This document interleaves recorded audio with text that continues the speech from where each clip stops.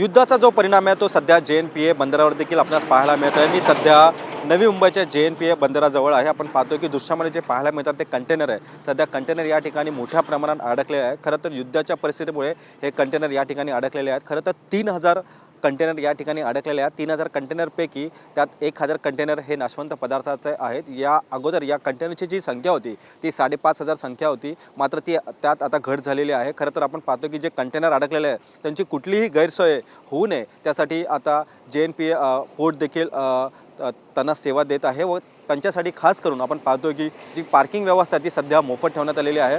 मात्र जे नाशवंत पदार्थ आहे तो काही माल सडण्यास देखील सुरुवात झालेली आहे। मात्र काही जे कंटेनर आहे ते कंटेनर ज्या ठिकाणी आले होते त्या ठिकाणी परत जाण्यास देखील सुरुवात झालेली आहे। मात्र शिपिंग सेवा देखील बंद आहे, त्यामुळे हे कंटेनर या ठिकाणी सध्या थांबलेले आहेत। खरं तर 3000 हे कंटेनर आपल्या दृश्यामध्ये पाहायला मिळत आहे। खरं तर JNPA बंदरावरती याचा युद्धाचा जो मोठा फटका आहे तो आपणास पाहायला मिळत आहे। खरं तर 6 ते 7 दिवसापासून हे कंटेनर या ठिकाणी अडकलेले आहे। मात्र काही कंटेनरची जी संख्या आहे ती आता सध्या घट देखील होत आहे, कारण की काही कंटेनर आहे ज्या ठिकाणून आले होते त्या ठिकाणी परत जाण्यास देखील सुरुवात झालेली आहे। मात्र युद्धाच्या परिस्थितीमुळे सध्या कंटेनरवरती मोठा परिणाम आपल्यास पाहायला मिळत आहे। खरं तर शिपिंग सेवा देखील बंद आहे, त्यामुळे जो माल आहे तो परदेशी कसा जाणार अशी चिंता देखील या कंटेनर चालकांना किंवा कंटेनर व्यवस्थापकांना सध्या सतवत आहे। मात्र JNPA बंदरावरती आपण पाहतो की मोठ्या प्रमाणात कंटेनर या ठिकाणी अडकल्याचे चित्र देखील आपणास पाहायला मिळत आहे। खरं तर आपण पाहतो की JNPA बंदरावरती सध्या 3000 कंटेनर हे सध्या अडकलेले आहेत।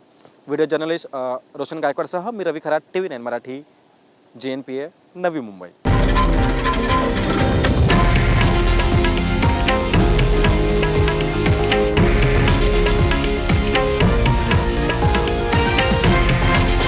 हे आहे देशातील नंबर 1 न्यूज नेटवर्क आणि आपण पाहत आहात TV9 मराठी, एकमेव।